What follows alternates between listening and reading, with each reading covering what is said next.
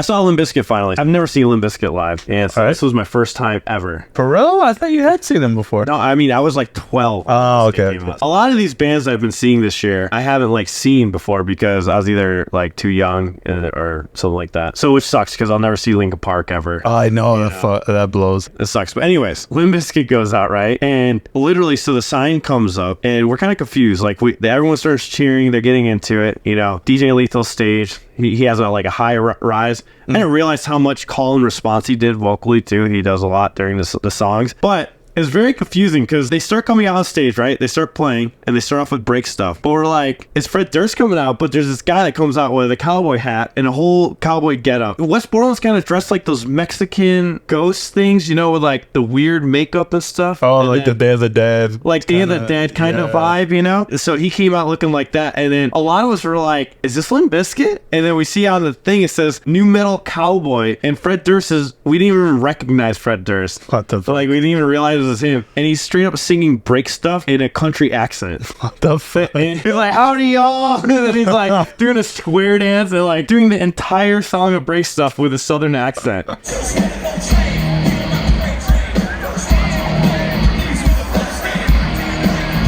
And then he keeps doing that. Like he's like, all right now, partners, you know what time it is. All right, partners. You know what time it is. He just does.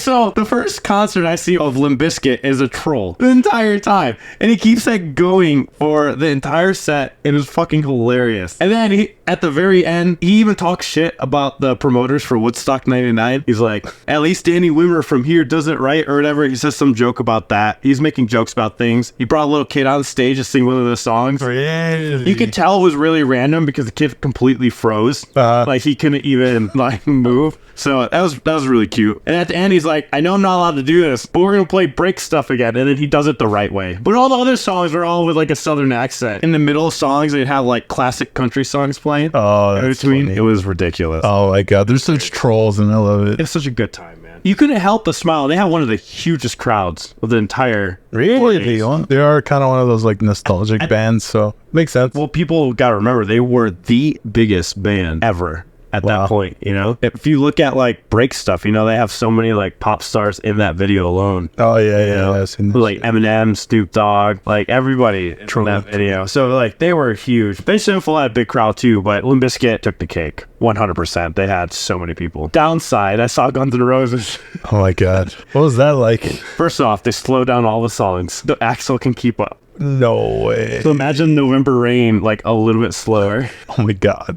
Imagine 20-minute song, dude. Imagine a 90-year-old man singing out a song. Jesus. It was kind of sad, honestly. The first two songs, I was like, and then like the next two songs, I was like, okay, that's pretty good. Like Mr. Brownstone wasn't bad. He did Welcome to the Jungle, and there's so many quick lines in there, and it was... I couldn't. Completely butchered the shit out of Velvet Revolver Slither. So Slither is from Velvet Revolver with Scott Weiland. It was a massive hit that they had.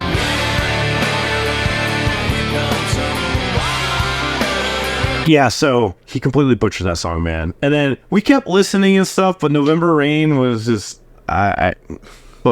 My sister and I were like, we just looked at each other like, this is just ruining our memories. The thing is, he was running across stage over and over again, and I'm just like, bro, stand and fucking still. But that's his thing. He's been doing that since the 80s. He can't anymore. He can't. You gotta stand there and sing. But I was talking to Champ on our podcast for Guys and Guys, and he was saying that's normally, he always doesn't sound that great, even in 1991. So I'm like, I don't know. If you guys saw them play, what did you think? They came here once. My coworker actually went. She said it wasn't that bad, but she was a huge Guns N' Roses fan. All the Guns N' Roses fans out there that were there that like absolutely love the band and know all the lyrics, you just sing along. So you're hearing your own voice anyways. It was like a huge karaoke session with the entire crowd. That's what I love about concerts, when everybody's singing along to every single song. It's fucking fantastic. Yeah. A few years ago, Axl broke his foot and sat in a chair and sang, it sounded better than they do now. Wow. Maybe he should stay in the chair.